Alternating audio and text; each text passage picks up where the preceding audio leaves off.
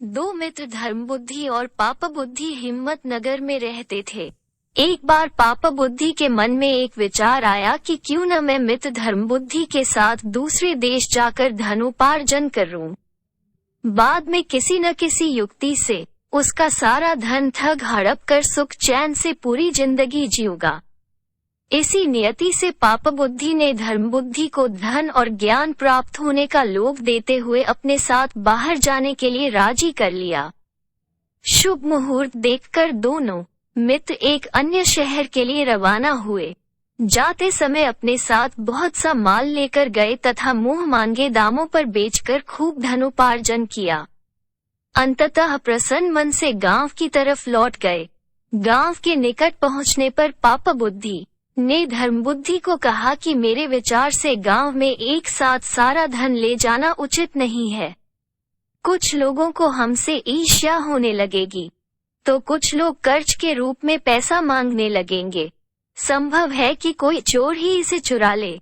मेरे विचार से कुछ धन हमें जंगल में ही किसी सुरक्षित स्थान पर गाड़ देनी चाहिए, अन्यथा सारा धन देखकर सन्यासी व महात्माओं का मन भी डोल जाता है। सीधे साधे धर्मबुद्धि ने पुनः पापबुद्धि के विचार में अपनी सहमति जताई।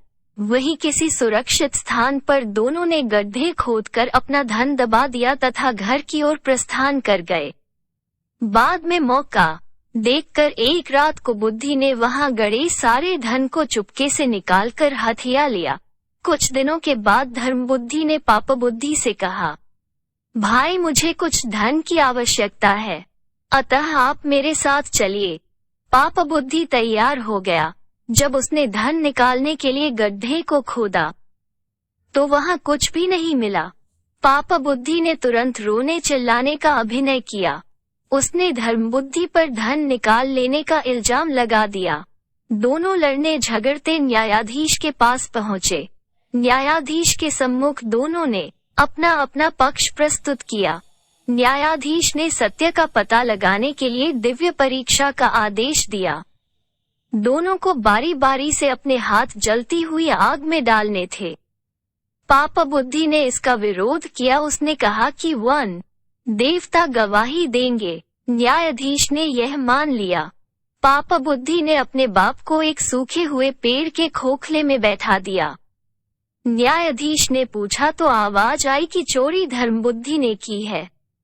तभी धर्मबुद्धि ने पेड़ के नीचे आग लगा दी। पेड़ जलने लगा और उसके साथ ही पापबुद्धि का बाप भी। वो बुरी तरह रोने चिल्लाने लगा। थोड़ी देर में पापबुद्धि का पिता आग से झुलसा हुआ उस वृक्ष की जड़ में से निकला। उसने वनदेवता की साक्षी का सच्चा भेद प्रकट कर दिया।